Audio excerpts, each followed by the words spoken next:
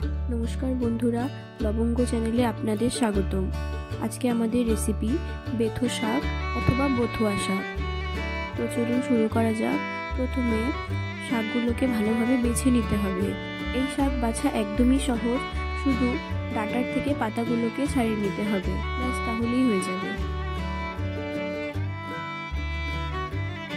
শাকগুলো বাছার পরে ভালোভাবে ধুয়ে নিতে হবে, এগুলোর মধ্যে কিন্তু খুবই বালু থাকে। এরপর বেগুন কেটে রাখতে হবে, ফোড়নের জন্য লঙ্কা রসুন রেডি করে রাখতে হবে। যারা রসুনের গন্ধ ভালোবাসেন তারা রসুনটা একটু বেশি করে দেবেন, তাহলে খুবই সুন্দর গন্ধ হয়। এরপর একটি কড়াতে সর্ষের তেল গরম করে কালো জিরে ফোড়ন দিয়ে দিতে হবে। এদিকে গ্যাসের আঁচটা একদমই কমিয়ে রাখবেন। এরপর রসুনগুলো ছেঁচে নিতে হবে। রসুনগুলো ভালো করে ছেঁচে কালো জিরের সঙ্গে ফোড়ন দিয়ে দিতে হবে।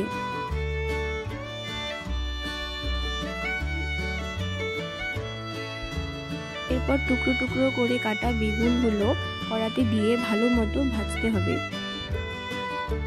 এই পর্যায়ে আপনারা লবণ হলুদ দিয়ে নিতে পারেন।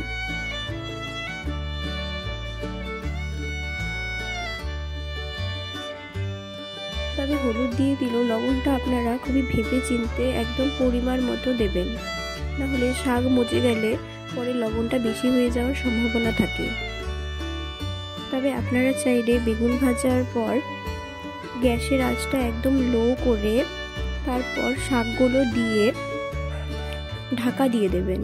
শাকগুলো যখন একটু কমে আসবে তখন লবণটা দিতে পারেন, তাহলে লবণের আন্দাজটা ঠিক পাওয়া যায়। বেগুন ভাজা হতে হতে আপনারা কাঁচা লঙ্কাগুলো এটার মধ্যে দিয়ে দেবেন। তারপর শাকগুলো দিয়ে সবগুলোকে একসাথে ভাজতে হবে।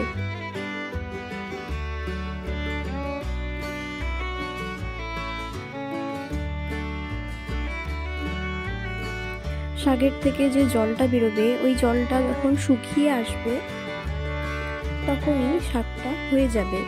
এরপর শাক নামিয়ে নিতে হবে।